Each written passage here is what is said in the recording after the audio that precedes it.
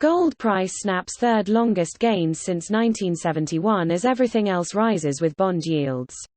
Gold prices headed for the first quarterly loss in 10 in London on Wednesday, losing 10.8% in dollar terms by end March from the end of December after industrial commodities, global stock markets, the U.S. currency and long-term interest rates made a steep rise in 2021 so far.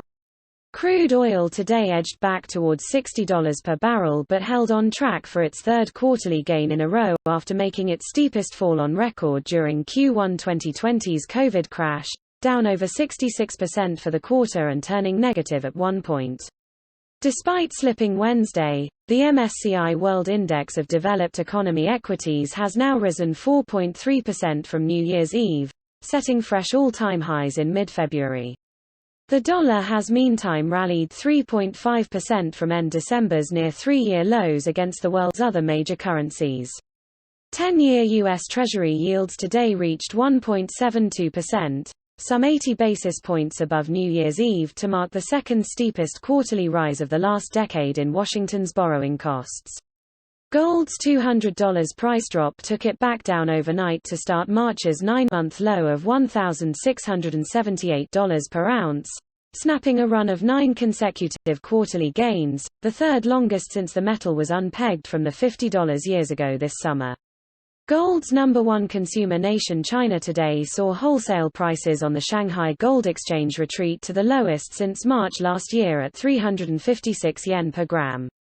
That still put gold landed in China at a $6 per ounce premium to London, the metal's key trading and storage hub, offering a solid incentive to new imports after the record discounts of 2020's COVID crisis showed a glut of supply over demand.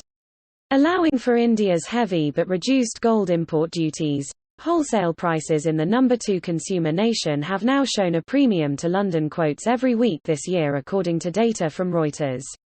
Meantime in the stock market, London's largest IPO in 10 years today sank over 30% on its debut. Shares in meal ordering app Deliveroo fell to £2.71 from the £3.90 initial offer price, itself 15% below the company's upper target but valuing the business at £7.6 billion, the largest market cap for a new London stock since commodity trading house Glencore floated in summer 2011.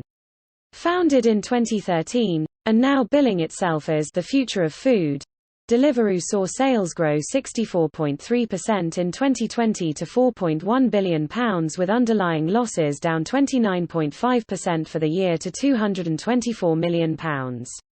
Some 70,000 private investors participated in the float, many invited by an email sent to their personal meal ordering account claiming to be a service message. Shares in Glencore, now rallying 140% above last March's COVID commodity crash, today traded at £2.86 per share, barely half their initial offer price of a decade ago. The UK gold price in pounds per ounce meantime flat-lined above £1,220, a record high when first reached in August 2019 and 22.4% below last summer's new peak.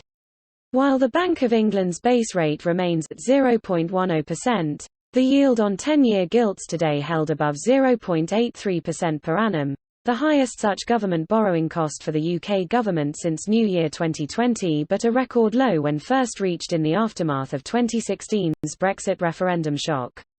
Euro gold prices also held flat today, trading below €1,440 per ounce as Eurozone government bond yields edged back from their recent surge to multi-month highs.